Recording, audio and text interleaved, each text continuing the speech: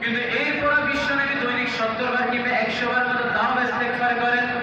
আসলে বিশ্বনবী নিজের পাপের জন্য চিন্তাযুক্ত নয়, বিশ্বনবী নিজের পাপের জন্য টেনশন তিনি করেন না। তিনি মূলত টেনশন করেন কাদের জন্য? তারাই হলাম আমরা। ঠিক কিনা? তারাই হলাম আমরা। আমাদের পাপের কথা তিনি টেনশন করে দৈনিক 70 বার উপরে তিনি তওবা করেন। সপ্তাহে তিনি 2 দিন রোজা রাখার চেষ্টা করেন, যেন সেখান থেকে শিক্ষা নিয়ে আমরা আমাদের পাপগুলোকে নিশ্চিন্ত করতে পারি। কথা বলেন ঠিক না বেটে? আমাদের পাপ আছে না? আছে। আমাদের গুনাহ আছে না? আছে। আচ্ছা, আপনাদের আছে মনে হয়, আনসারী সাহেবের নাই? আছে। আপনাদের বেশি নিজাম ভাইয়ের মনে হয় নাই? আছে। হাফেজ বেজবা সাহেবেরও নাই? মাওলানা নুরুল নবী সাহেবেরও নাই? আছে। আমরা কেউ ভুল ত্রুটি করতে না। রাসূল বলেছেন যে কুল্লু বনি আদম খাত্তাউন ওয়া খায়রুল খাত্তাইন আত-তাওয়াবুন।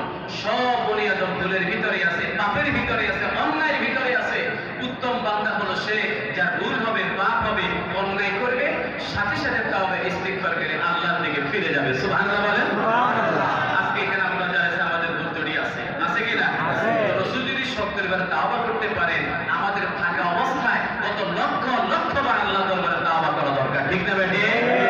সবাই আমার সাথে পড়বেন আল্লাহুম্মা। আল্লাহুম্মা।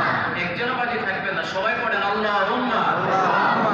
আনতা রাব্বি আনতা রাব্বি। লা ইলাহা লা ইলাহা ইল্লা আনতা ইল্লা আনতা। খলাকতানি খলাকতানি ওয়া আনা আবদুক ওয়া আনা আবদুক ওয়া আনা আলা ওয়া আনা আলা আহাদিক আহাদিক ওয়া ওয়া'দিকা ওয়া ওয়া'দিকা মাস্তাতা'তু মাস্তাতা'তু আউযু বিকা আউযু বিকা মিন শাররি মা মিন শাররি মা সানা'তু সানা'তু আবু'ু লাকা আবু'ু লাকা বিনি'মাতিকা আলাইয়া আলাইয়া ওয়া আবু'ু ওয়া আবু'ু বিযামবি বিযামবি ফাগফির লি ফাগফিরলি ফাইন্নাহু লা ইয়াগফিরু যুনুবা ইল্লা আনতা। ইল্লা আনতা। জোরে বলি আল্লাহু আকবার। আল্লাহু আকবার। জোরে বলি আল্লাহু আকবার। আল্লাহু আকবার। এটা হলো সাইয়্যিদুল ইস্তিগফার। রাসূল যদি 70 বার তাওবা ইস্তিগফার করতে পারেন, আমরা কি একবারও করা দরকার আছে না? আছে।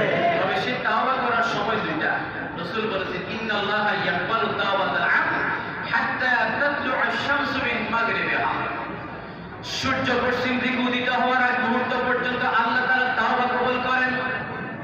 ইন্নাল্লাহা ইয়াকবালু তাওবাতাল আবদ হাত্তা মা লাম ইউগারগির, গলার ভিতরে গর্গর শব্দ শুরু হয়ে যাওয়ার আগ মুহূর্ত পর্যন্ত আল্লাহ তাআলা তাওবা কবুল করেন। মালাকুল মউত যখন গলার ভিতরে চেপে ধরবেন, গলার ভিতরে গর্গর শব্দ শুরু হয়ে যাবে।